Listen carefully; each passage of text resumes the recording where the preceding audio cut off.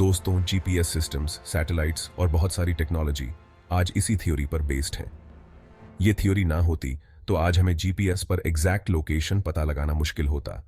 यहां तक कि साइंस फिक्शन मूवीज में जो टाइम ट्रैवल या पैरेलल यूनिवर्सेस के थ्योरीज दिखाए जाते हैं, वो सब यहीं से इंस्पायर्ड हैं। अभी तो सिर्फ शुरुआत है। दोस्तों, आप में से कितने लोग ये सोचते हैं कि समय और जगह, ये जो चीजें हमें सीधी साधी नजर आती हैं, क्या वो भी उतनी ही आसान है? जब हम रोजमर्रा की जिंदगी में घड़ी देखते हैं तो हमें समय एकदम सीधा साधा सा दिखता है, 1 मिनट, 1 घंटा। लेकिन असलियत में वक्त और स्पेस उतने सीधे नहीं हैं जितना हम सोचते हैं। ये चीजें बेंड हो सकती हैं और इन्हें हमारी रफ्तार और ग्रेविटेशनल फील्ड भी बदल सकती है। सापेक्षता का सिद्धांत यानी थ्योरी ऑफ रिलेटिविटी हमें यही समझाने की कोशिश करता है कि वक्त और जगह हमारी सोच से कहीं ज्यादा फ्लेक्सिबल और मिस्टीरियस हैं। आज हम इस रहस्य से पर्दा उठाएंगे जो 20वीं सदी के सबसे बड़े जीनियस अल्बर्ट आइंस्टाइन ने दुनिया के सामने रखा था। हाँ, मैं बात कर रहा हूं थ्योरी ऑफ रिलेटिविटी यानी सापेक्षता के सिद्धांत की। जरा सोचिए, अगर आप एक तेज गाड़ी में हैं और बगल में एक इंसान है जो पैदल चल रहा है, तो क्या आपको लगेगा कि आप दोनों की रफ्तार एक ही है? बिल्कुल नहीं। आप तो हवा से बातें कर रहे हैं और वो पैदल चलता धीमे धीमे आगे बढ़ रहा है। लेकिन अगर हम दोनों एक साथ खड़े होते तो सब कुछ बदल जाता। बस इसी तरह वक्त और स्पेस भी इस ब्रह्मांड में वैसा ही है। ये हमारी रफ्तार के मुताबिक बदलते रहते हैं। 20वीं सदी के शुरुआत में दुनिया विज्ञान के एक अलग दौर में थी। उस दौर में हमारे पास गुरुत्वाकर्षण, ग्रेविटी के सिद्धांत तो थे, लेकिन इनका प्रयोग हम ब्रह्मांड के कुछ हिस्सों पर ही कर सकते थे। और तब एक साधारण सा आदमी जिसका नाम था अल्बर्ट आइंस्टाइन सामने आया और उसने एक ऐसा सिद्धांत पेश किया जिसने न सिर्फ विज्ञान को बल्कि हर इंसान की सोच को बदल दिया। कई लोग कहते हैं कि हर इंसान में कोई ना कोई खासियत होती है, पर असली खासियत वो है जो इंसान की सोच और उसकी समझ से बनती है। आइंस्टाइन का सफर भी ऐसा ही था। उनके अंदर हर चीज को गहराई से समझने की लगन थी, चाहे वो कितनी ही छोटी क्यों ना हो। आइंस्टाइन का जन्म एक साधारण से परिवार में हुआ और बचपन में तो उन्हें स्लो लर्नर भी समझा गया। लेकिन यह उन्हीं का गहरा सोचने का तरीका था जिसने उन्हें महान बना दिया। आइंस्टाइन का बचपन और उनकी सोच का सफर। बचपन से ही आइंस्टाइन एक अलग तरह की क्यूरियोसिटी रखते थे। उन्हें सवाल करना पसंद था, चाहे वो सवाल कितने भी बेतुके क्यों ना लगे। उन्होंने एक बार पूछा कि अगर मैं एक लाइट बीम के साथ ट्रैवल करूं तो क्या मैं उस लाइट को स्टैटिक देख पाऊंगा? यह वही सवाल था जिसने उनकी जिंदगी बदल दी।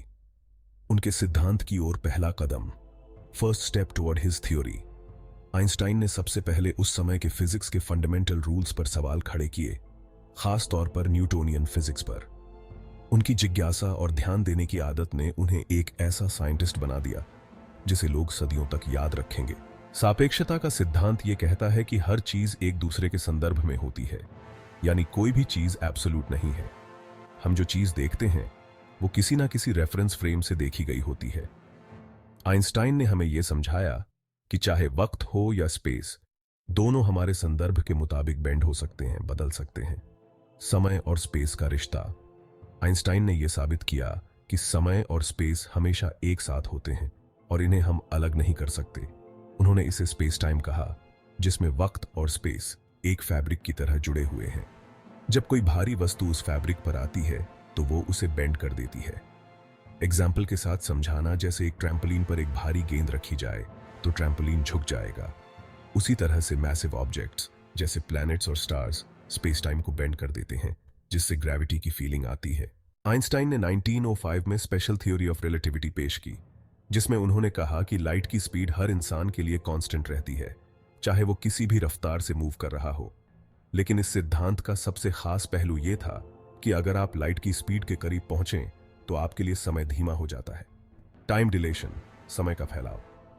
आइंस्टाइन ने बताया कि अगर कोई ऑब्जेक्ट तेजी से मूव करता है तो उस ऑब्जेक्ट के लिए टाइम स्लो हो जाता है। इस चीज को टाइम डिलेशन कहा गया। इसका मतलब यह हुआ कि अगर एक इंसान तेज रफ्तार से किसी स्पेसशिप में लाइट के करीब की स्पीड पर यात्रा कर रहा हो तो उसके लिए टाइम स्लो हो जाएगा, जबकि धरती पर लोगों के लिए समय नॉर्मल चलता रहेगा। ट्विन पैराडॉक्स, जुड़वां विरोधाभास। इस पैराडॉक्स से सिद्धांत को समझाना आसान हो जाता है। दो जुड़वां भाई, एक धरती पर रह जाता है और दूसरा लाइट स्पीड से अंतरिक्ष में यात्रा करता है। अंतरिक्ष से लौटने पर धरती वाला भाई बूढ़ा हो चुका होगा, जबकि अंतरिक्ष वाला भाई जवान रहेगा। अब आइए जनरल रिलेटिविटी की बात करते हैं। आइंस्टाइन ने महसूस किया कि यह केवल स्पीड का सवाल नहीं है, बल्कि इसमें ग्रेविटी का भी बड़ा रोल है। उन्होंने कहा कि ग्रेविटी कोई फोर्स नहीं है जैसे न्यूटन ने बताया था, बल्कि ये तो स्पेस टाइम को बेंड करती है। जैसे एक बड़ी भारी बॉल को ट्रैम्पोलिन पर रख दें तो उसके आसपास की सरफेस झुक जाती है। इसी तरह बड़े बड़े प्लैनेट्स और स्टार्स अपनी ग्रेविटी से स्पेस टाइम को बेंड करते हैं। आपको यह सुनकर शायद हैरानी हो कि इस बेंड की वजह से ही प्लैनेट्स अपने ऑर्बिट में घूमते रहते हैं, जैसे कि धरती सूरज के चारों ओर घूमती है। अगर ग्रेविटी ना होती तो शायद हम भी यूनिवर्स में इधर उधर बिखर जाते। अब सवाल यह उठता है कि आखिर इस थ्योरी का प्रैक्टिकल में क्या रोल है। दोस्तों, जीपीएस सिस्टम्स, सैटेलाइट्स और बहुत सारी टेक्नोलॉजी आज इसी थ्योरी पर बेस्ड है। ये थ्योरी ना होती तो आज हमें जीपीएस पर एग्जैक्ट लोकेशन पता लगाना मुश्किल होता। यहां तक कि साइंस फिक्शन मूवीज में जो टाइम ट्रैवल या पैरेलल यूनिवर्सेस के थ्योरीज दिखाए जाते हैं, वो सब यहीं से इंस्पायर्ड हैं। अभी तो सिर्फ शुरुआत है। ये थ्योरी हमें हर रोज इंस्पायर करती है कि यूनिवर्स कितना अनोखा है और इंसान की सोच उसे कितना एक्सप्लोर कर सकती है। दोस्तों, थ्योरी ऑफ रिलेटिविटी ने न केवल साइंस को बदल दिया, बल्कि इंसानों के सोचने का तरीका भी बदल दिया। इसने हमें सिखाया कि हकीकत हमारी समझ से कहीं ज्यादा जटिल है और हमें खुद को सीमाओं में नहीं बांधना चाहिए।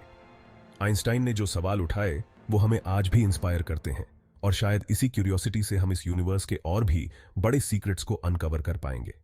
तो अगर आप भी यूनिवर्स की इन मिस्ट्रीज को जानने का शौक रखते हैं तो जुड़े रहिए हमारे साथ और इस वीडियो को शेयर करें ताकि और लोग भी इस अद्भुत जर्नी का हिस्सा बन सकें। यह था हमारा आज का वीडियो थ्योरी ऑफ रिलेटिविटी पर। अगर आपको यह वीडियो पसंद आया तो लाइक और सब्सक्राइब जरूर करें और नीचे कमेंट्स में हमें बताइए कि आप किन टॉपिक्स पर और वीडियो देखना चाहेंगे। चलते हैं अगली वीडियो की तरफ। तब तक के लिए खुदा हाफिज।